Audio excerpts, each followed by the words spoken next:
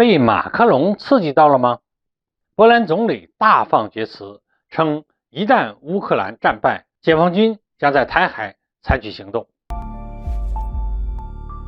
各位网友大家好，欢迎收看本期中诚 Talk。 从眼下的台海局势来看确实不排除爆发冲突的风险。但好在我解放军再次用大规模的围台军演，彰显出我国对台海的绝对控制，尤其是在军事层面。只不过眼看着解放军拥有绝对优势，且围台军演再次上升到了一个新的高度，也就是将台岛关键目标视为打击对象，这也让一些外部势力坐不住了。近日，波兰总理莫拉维茨基对美国进行了访问，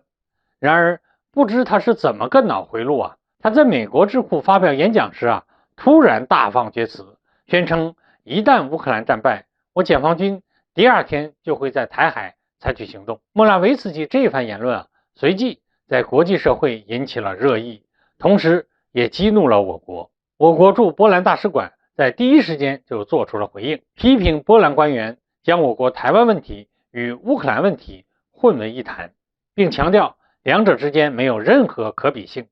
同时表示了强烈不满和坚决反对。看到这里相信有一些朋友已经留意到了，我国在回应这一事件时采取的方式是不点名批评。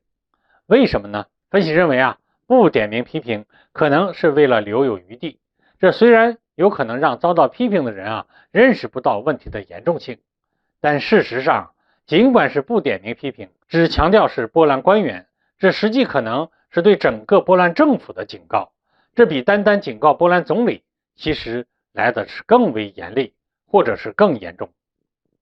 想必大家也都知道，波兰不仅在俄乌冲突中表现得非常抢眼，与美国是亦步亦趋，唯美国是从，不仅军援乌克兰非常积极，制裁俄罗斯呢也是十分狠辣。波兰之所以选择这么做，主要也是因为其与俄罗斯有着历史恩怨。可是波兰在乌克兰问题上怎么选是他自己的选择，我们管不了，也不必去干涉。但他在台湾问题上大放厥词，将台海局势与乌克兰局势联系到了一起，是什么意思呢？又是何居心呢？在我看来这就是对我国的一种挑衅。至于波兰总理为何要挑衅我国，拿乌克兰问题与我国台湾问题相提并论，或许是被马克龙的话给刺激到了。据相关消息透露莫拉维茨基在做出这一番表态时其实是引用了马克龙在台湾问题上的表态。马克龙在结束对中国的访问后曾表态称，欧洲在台湾问题上不应该追随美国或者中国的任何一方，认为欧洲不应卷入与欧洲无关的危机。毫无疑问马克龙这番表态完全是站在欧洲的立场上来考虑的。毕竟台湾问题本身就是中国的内政，欧洲不站在中国一边，也更没有理由站在美国那一边。如果欧洲也卷入可能爆发的台海冲突，对欧洲而言那当然是不利的。但马克龙的这一番话却让波兰方面坐不住了。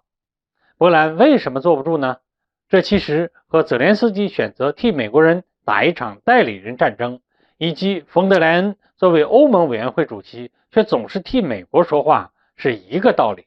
简单来说他们就是把美国人的利益看得比本国利益还重。当然了，波兰政府把美国利益看得比本国利益还重，这也是他们自己的选择，我们管不着，也不愿意管。但他要是在台湾问题上挑衅我国，我们就不会坐视不管了。对于我国的不点名批评，希望波兰方面能够听进去，因为我们现在还只是批评，以后可就说不准了。好，各位网友，今天的话题我们就聊到这儿，欢迎各位留言评论，我们下期再见。